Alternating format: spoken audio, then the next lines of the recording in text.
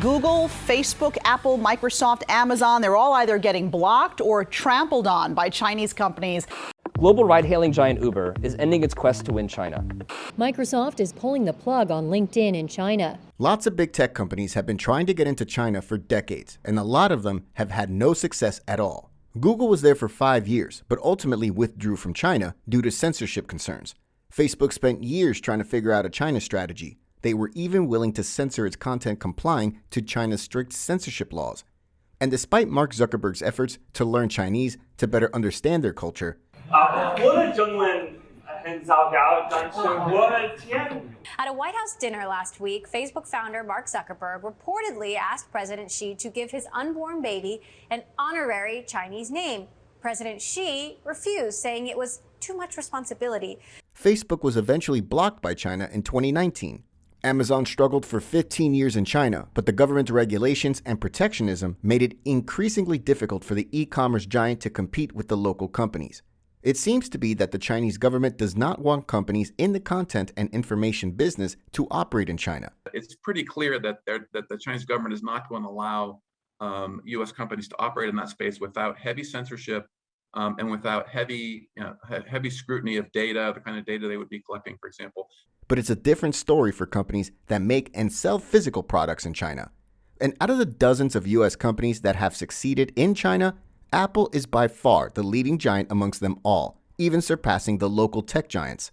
To put it into context, in 2022, Apple made $31 billion of operating profits in China alone, and this ended up being double the global profit of Tencent and Alibaba, meaning Apple's business in China is currently worth more than 2 of the top tech companies in China put together.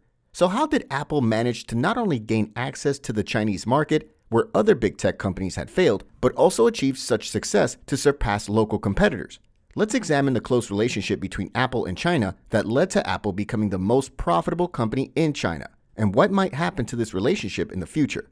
You can call this relationship symbiotic, codependent, or unsettling, but you cannot tell the Apple story without telling the story of Apple and China. The story of Apple and China does not start with this guy, but instead with this guy. Tim Cook might not be the visionary who invented Apple, but he is the supply chain genius who transformed Apple into the world's first trillion-dollar company. Before Tim Cook joined the company, Apple was facing a warehouse clogging problem, and Steve Jobs was looking for someone who was efficient in operations, cost control, and supply chain management to help him improve the operational efficiency of Apple. Jobs persuaded Cook to join Apple by disclosing plans about a new computer he was working on, a revolutionary product that Jobs wanted Cook to be a part of. The product would eventually be known as the iMac. Making the decision to join Apple wasn't an easy one for Cook. He joined the company in early 1998, prior to the development of the iMac, iPod, iPhone, or iPad. At the time, Apple was seeing declining profits and had been losing sales for years and was considered to be on the brink of collapse. But Cook knew that turning down a job at Apple would have meant turning down the opportunity to be part of something special. But no more than 5 minutes into my initial interview with Steve, I wanted to throw caution and logic to the wind and join Apple. After joining Apple, Cook started by streamlining the logistics of getting parts to Apple's factories by reducing the number of supply chain vendors from more than 100 to 24. He then implemented strict inventory management, reducing the number of warehouses by half and the amount of excess components Apple needed to keep on hand, which reduced their costs and increased profits. Less than a year after Cook joined, Apple was reporting profits. As the visionary Jobs came up with one era-defining product after another, behind the scenes, Cook made sure they were always available and in huge numbers. Cook also noticed that the production line in California had 3 major problems. 1. The labor and manufacturing costs were the biggest liability in the company's books. 2. The company was paying millions in taxes for the production. 3. The production line was not built to accommodate high-volume scaling that the manufacturing of iPods needed. And so, after negotiating favorable terms with suppliers and manufacturers, Tim Cook shifted the manufacturing of all Apple products to China, which not only solved the 3 problems, but also opened up an important emerging market, China, to iPhone sales. This was the start of Apple's relationship with China, a multifaceted relationship that has been shaped by a complex set of economic and political factors. While the relationship has been beneficial for Apple in many ways, it's also been challenging at times, and the company has had to navigate a number of obstacles in order to succeed in the Chinese market. When Trump came into office and blamed China for the economic downturn, he imposed sanctions on all products imported from China. This meant that Apple would be paying billions in taxes on its most important and profitable product, the iPhone. So Tim Cook met with Donald Trump in a factory in Texas to convince him that Apple was manufacturing products in America and that the company was all about making America great again. But what Apple really wanted was to protect its business in China. The play acting worked, and Apple secured a tariff exemption for the products they import from China, a win worth billions for Apple. It turns out Tim Cook is not only a genius at supply chain management, but is also good at diplomacy. That diplomacy helped Apple to slip away from the crossfire between the US and China during the trade war. But one company was not as fortunate: Huawei. Huawei was hit the hardest during this trade war. All US companies were banned from doing business with Huawei, and the company was no longer able to use Google's Android operating system or Google Play on its smartphones. Additionally, the ban also made it difficult for Huawei to produce its 5G equipment, which was a key area of growth for the company. Over the years, the competition between Apple and Huawei in the tech and communication field has been extremely fierce because, for Chinese consumers, Huawei's mindset and products had a tendency to be on an equal footing with Apple's. Huawei was once almost the default choice for Chinese consumers when it came to buying a premium smartphone, and Chinese citizens aided in the purchase of Huawei smartphones, propelling the local manufacturer past Apple in global sales before the trade war. But the sanctions on Huawei led to a collapse in revenue and market share, and they've had to lay off thousands of employees.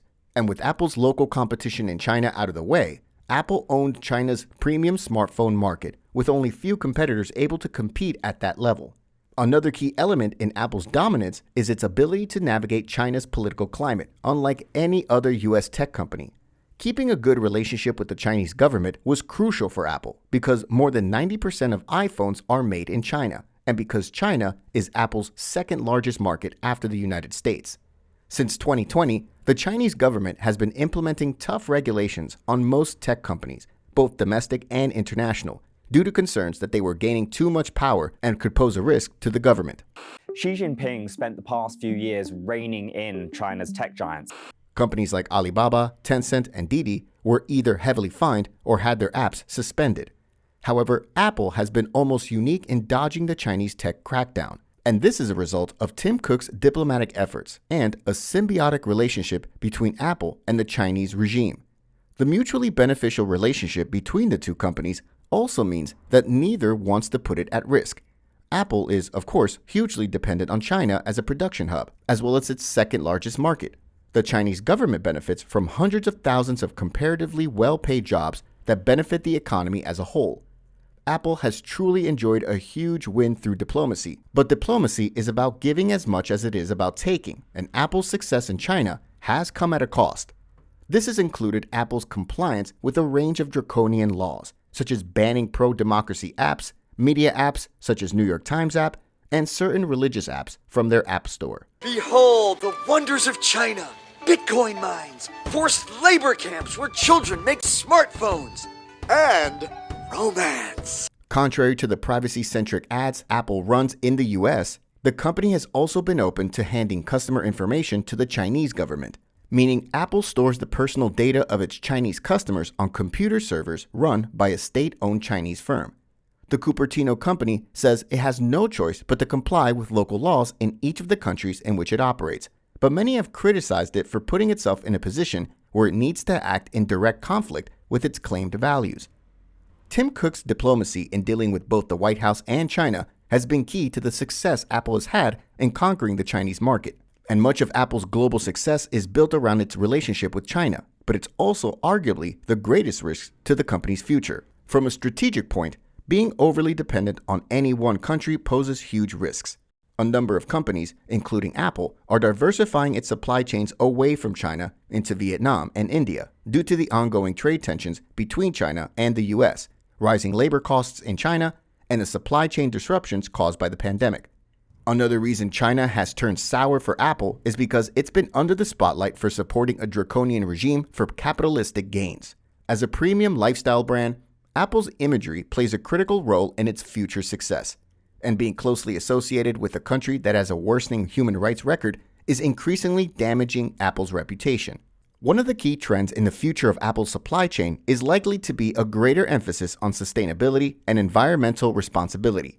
Apple has already taken steps in this direction, with a goal to become completely carbon neutral by 2030.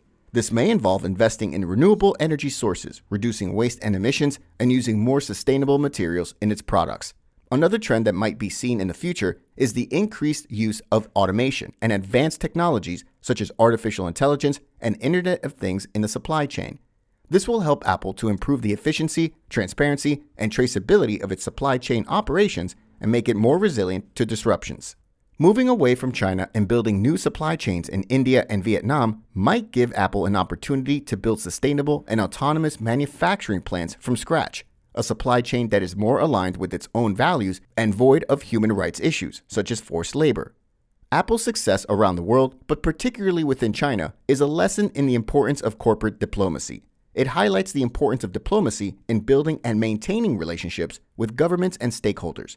With Tim Cook as the CEO, one of the brightest minds when it comes to logistics and supply chain management, it is certain that Apple will continue to improve its supply chain as much as it improves its products. Apple values its reputation and imagery as a premium lifestyle brand and therefore takes great care in ensuring that its products and operations align with its brand values and image. We've made another video explaining the importance of imagery in today's businesses, which you can check out here.